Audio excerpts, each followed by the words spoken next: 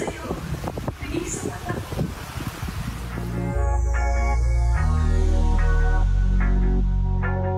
Ilang beses din akong nadapa, saktan, umiyak. Pero minsan, hindi ako sumubok sa pag-ibig. Alam kong darating din ang panahon na inibigay din sa akin ang tadhana at karapat-dapat. At dumating ang araw na hindi ko malilimutan. Dumating ka. Ikaw ang naging sagot sa lahat ng bakit ko noon. Dahil sa'yo, naging sa mata ko. Salamat dahil hindi ang ikaw dumating. Dumating ang isang tao, nahihigitan pa ang kapasidad kong magmahal, na dumating sa pilit sa buhay natin. Pangakong hindi na ako matatakot at sasanayin ko lang sa sarili may makakahal na sa akin ang totoo at nag-aalaga ng wagas. Kasi ang sarap pala kapag nasusuyan ang lahat ng ibinibigay ko.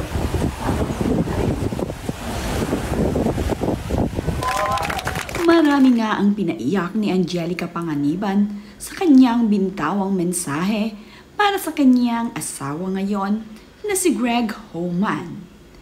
Marami nga ang tumulo ang luha sa kanyang mga sinabi dito.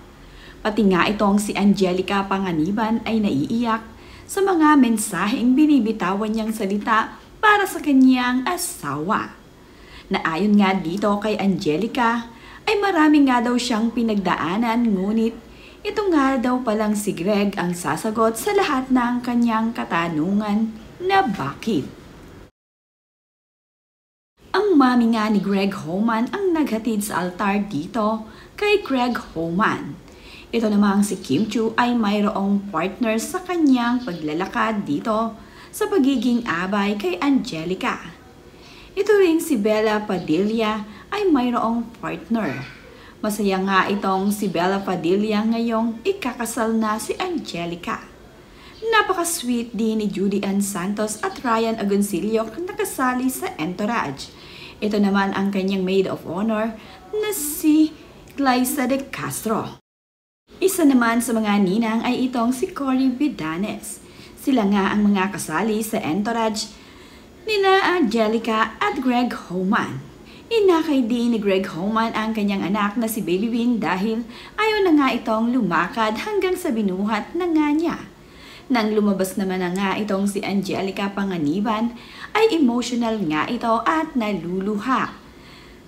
Sa wakas nga ay natupad na ang kanyang pangarap na maikasal sa kanyang forever.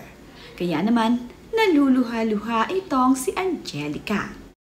Ang lahat naman nga ng mga bisita ay nag-cheers dito sa couple na si Angelica Panganiban at Greg Homan.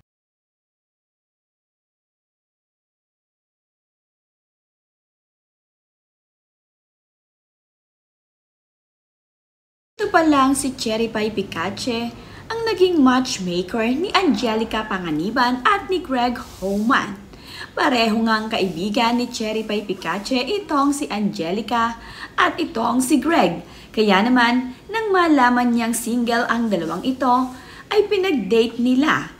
Ito ngang si Cherry Pie Picache ang nag-push para maging magkarelasyon itong si Angelica at Greg.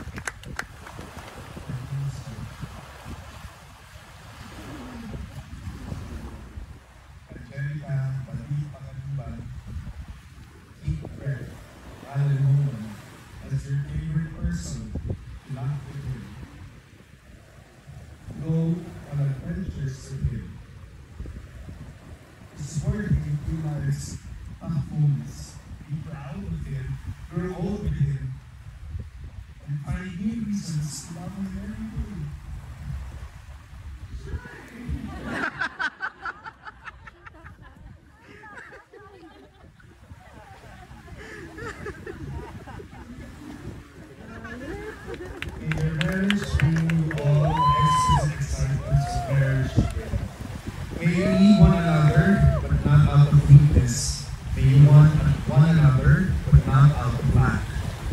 May you look for things to praise, often say, I love you, and take no notice of small faults. May you have happiness, and may you find it making one another and being happy. May you have the love and continue loving each other forever. You may now kiss the bride.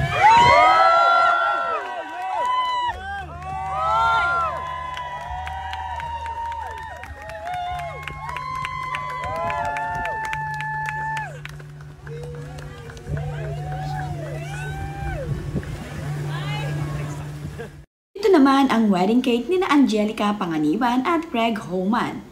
Mayroon nga itong isang bulaklak na sunflower at kulay orange na color ng kanyang cake sa ibabaw. Napaka-cute at bagay na bagay nga sa isla ang theme ng kanilang wedding cake.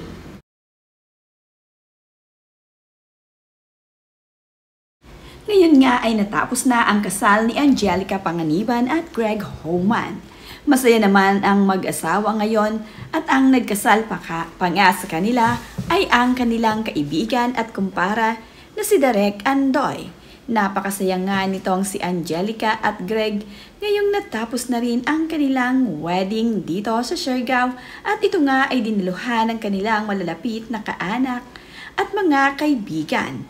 Malayo man nga ang Siargao ay pinuntahan pa rin sila ng mga ito dahil gusto nga nilang masaksihan ang napakagandang kasal ni Angelica Panganiban at Greg Homan.